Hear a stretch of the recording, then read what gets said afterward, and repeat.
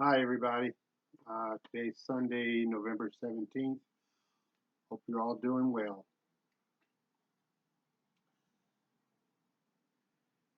I'm going to talk about healing, at least my / interpretation of the big story perspective on healing, or from the big story, my perspective on quote healing. Having been a quote, in very large quotes, new ager / light worker for quite a while, I never was big on healing. I don't have any Reiki training. Uh, I've done energy work with people in the past. I'm very sensitive to energy now, to energies now, uh, within me and around me.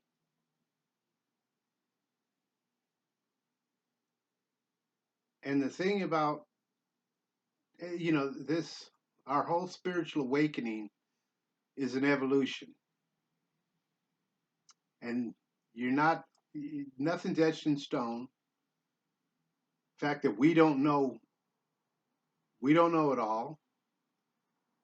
Truth be told, we know very little. I remember having conversations with people within the last 5 years in regards to healing. When I was on the truck this last time from 2012 to 2017, running solo, I had joined this, I forget what it's called, but it was a new age dating site. Because, like I say, the women that I live with, I'm not intimately involved with them. They're not my girlfriends, and yada yada. And I remember talking to this one person. She and I connected, and she was really big on healing. And I shared with her my big story perspective on healing, and she basically stopped communicating with me because I, quote, offended her sensibilities, I guess.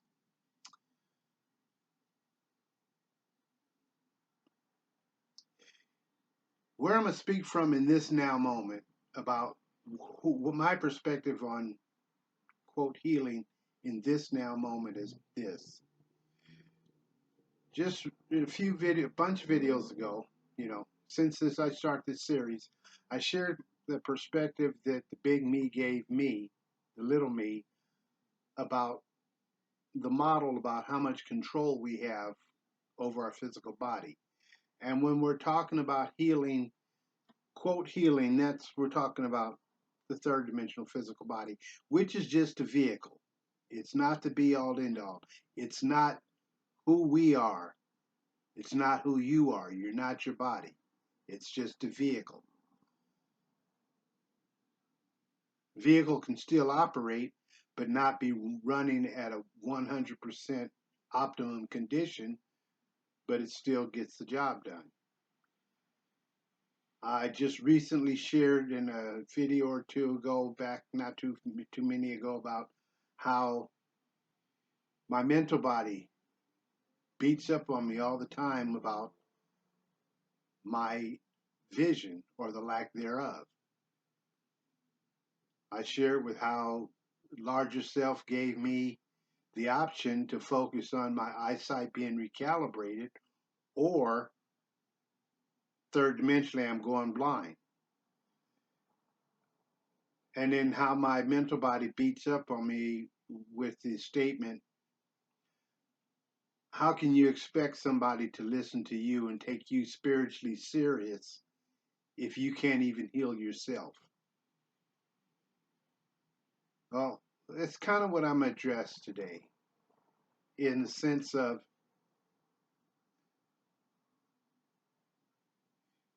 We're all divine sovereign beings. We're all divine, multidimensional sovereign beings. This 3D expression is not the be all end all. It's not, this isn't it. There's infinitely more to us than this. And I've shared that a bunch of times.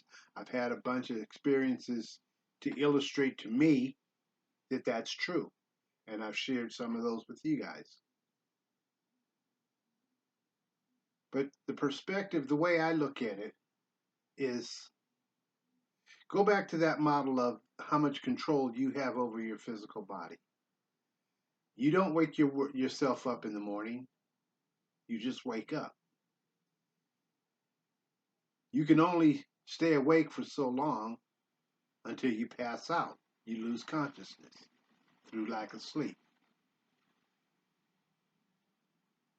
You have no conscious, aware, or control over 90% of your body. All the autonomic systems in your torso, the organs and everything, your nervous system, your lymph system, your endocrine system. You have no conscious awareness or control over any of that, and it works just fine for the most part. I realized with this happening to my quote sight, how much for granted we take it. You can't even feel your eyeballs for the most part. Granted, there's exceptions to everything I say, but I speak in broad general terms.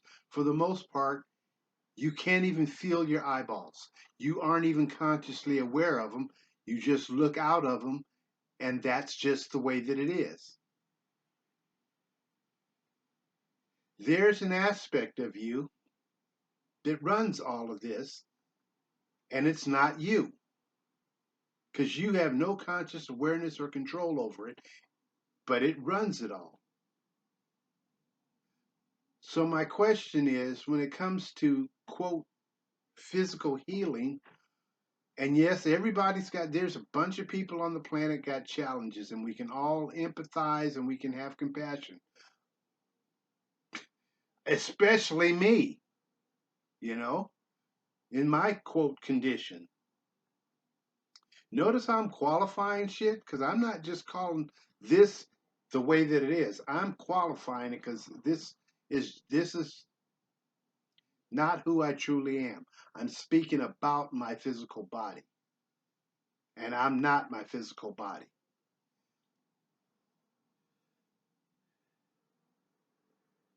When I was going through that born again Christian experience, and the Christians still might have this saying, but we had a saying at the time: God doesn't make junk. Okay, now I'm gonna translate that or paraphrase that from my perspective, the big story.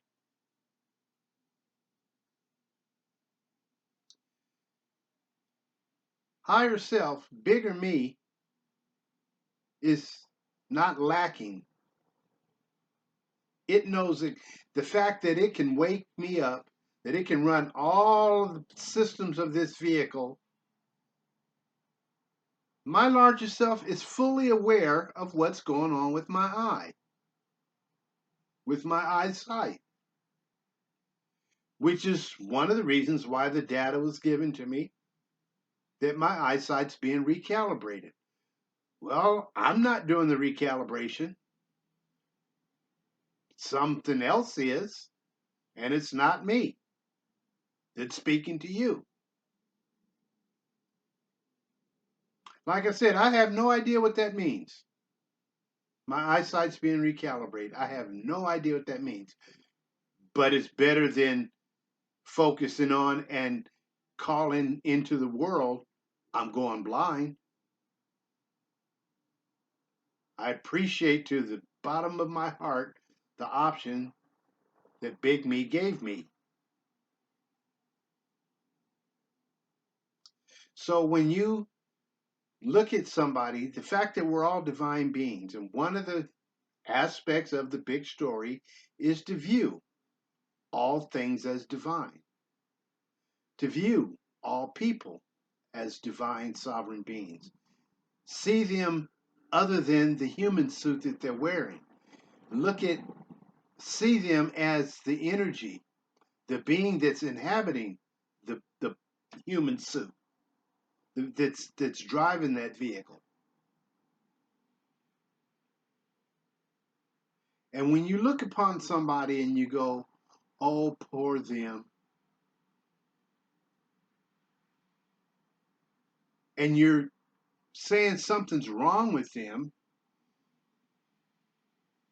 consider the hubris on your part to say that their largest self isn't aware of everything about them.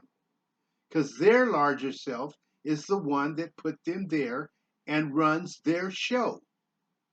You don't know what's going on over there, let alone you don't even know what's going on over here. So how in the world can you say, I can fix that? That needs to be fixed. It's not your call. It's basically saying their larger self didn't get the memo, that their larger self can't run them. That put them, that's greater than them, that put them here, that runs everything about them, needs your assistance to make the vehicle better. Because that's all it is the vehicle. Well, doesn't it stand to reason that if your larger self knows exactly what's going on about you, knows more of what's going on about you than you do, then that their larger self knows more what's going on about them than they do or you do.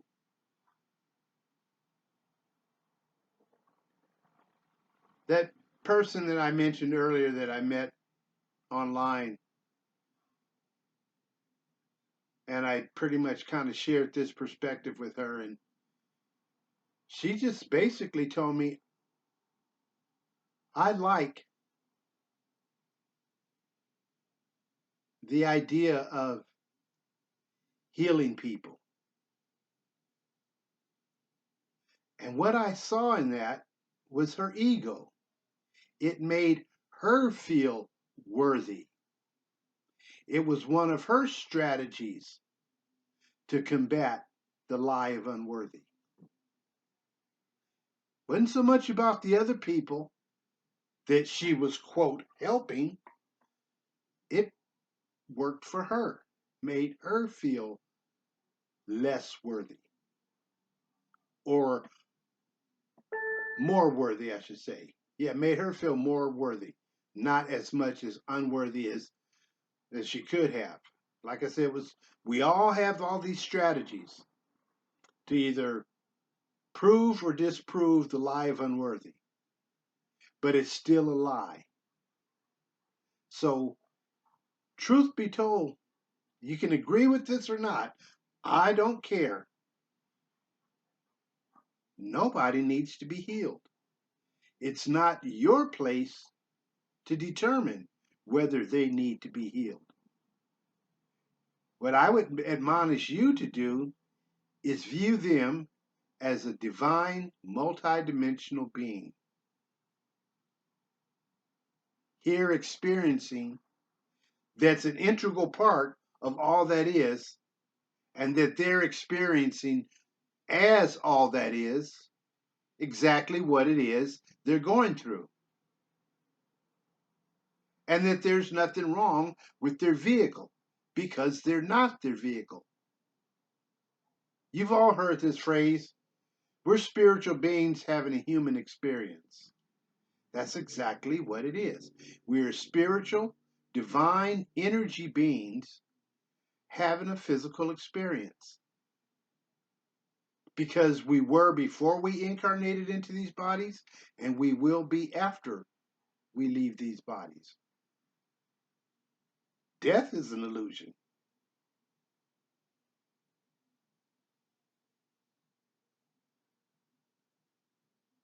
Healing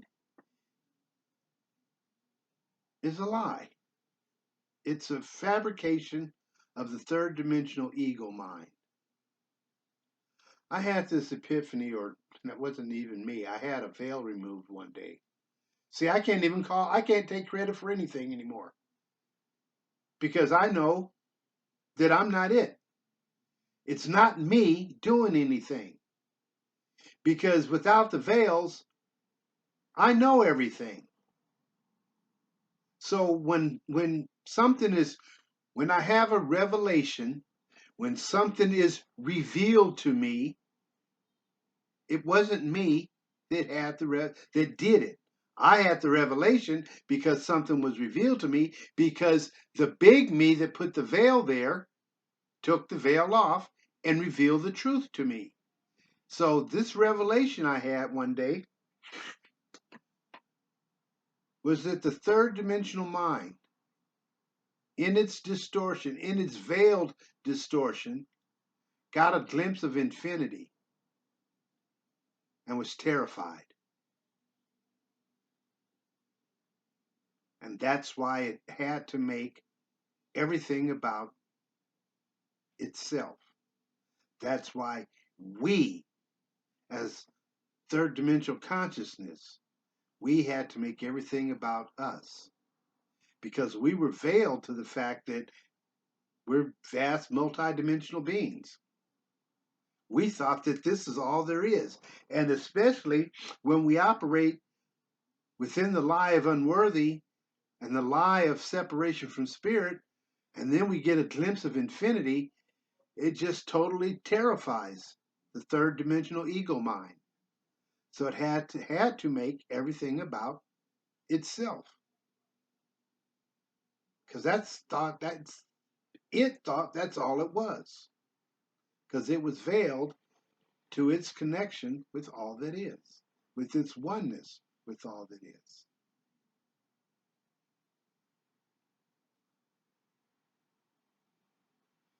My eyesight doesn't need to be healed. For whatever it means, for whatever it's worth, my eyesight's being recalibrated. And any ailment, quote, physical challenge, health challenge that you're going through, or somebody dear to you is going through, their larger self knows exactly what's going on and is in complete control. Just because you don't understand it doesn't mean that's not the case. You know, it's like you operate on a need to know basis. Actually, that's something Larry said. I just thought I was just sharing that because that's basically what it is. But that's something I just remembered Larry used to say. He said, this was his phrase. We operate on a need to know basis. We know everything we need to know in each now moment. That worked for me. When I heard it, that worked for me. And that's pretty much it. I don't need to know everything. I know everything I need to know in each now moment. So we all operate on a need to know basis. And when you need to know something else, it will be revealed to you by the big you. People, I hope you're embracing more and more the fact that you're not just the little old you think you are, the little old you that you've been told you are, the little old you that we've all been culturalized to. I was reading some comment. I watched a video the other day that I follow, and I was going through the comments, and I made a comment. I made several comments, and one of the things that the presenter, his name is Jordan Sather. If you guys don't follow him, I recommend him. Destroying the Illusion. He's a young guy. He's like 26 or so. Jordan Sather. When I first got the impetus to do a blog or uh, a video channel, a YouTube channel, I had just started watching him No, I had already got the data to do the blog, but I didn't know what. And then once I got a smartphone and I was able to look at YouTube, go online and look at YouTube, I ran across his video and I said to myself, this kid knows it. This kid is good. His perspectives are pretty much exactly where I would do. So I've been following him since early 2017. I highly recommend Destroying the Illusion, Jordan Sather. But one of the things that he occasionally says is, you have to unlearn everything. And I realized that when I first started waking up over 25 years ago. I have to unlearn everything I've ever learned. And I even mentioned that in one of the comments because the subject that he was talking on, I pointed out in the comment. Everything he's saying is true. I ran across this data, I've been awake for 30 years. I ran across this data years ago. We didn't have internet. You had to go to a bookstore and buy the book. We didn't have internet at the time, but everything he's saying is true. And I confirm, yeah, one of the hardest things to do, people, is unlearn everything you ever learned. That's part of the work. That is one of the harder parts of the work. We run around, we want to be healed, we want to raise our vibration, we want to ascend, but we're still viewing ourselves as these small little struggling humans. That's one of the biggest hurdles right there. Is get past that hurdle of identifying as a small, struggling human, unworthy because you're separate from spirit. You got to get down to those foundational lies. You have to rescind the vows of those foundational lies. You have to rescind the vows to operate within those foundational lies. You have to rescind the vows. I hope you're doing that. As I shared when I first shared, it's one of the most dynamic tools that I have ever used. And I thank Hilarious immensely for it. Rescinding the vows. They are real and they are in effect until you officially rescind them. I might do a video and go through a bunch of rescinding the vows because maybe just sharing it, I didn't give you guys an idea of what happens. But I'm going to end this one now and I might do another one just now. Just record one and go through a bunch of rescinding the vows with you. Okay? All right. I love you guys, and I will talk to you soon. Blessings on your journey.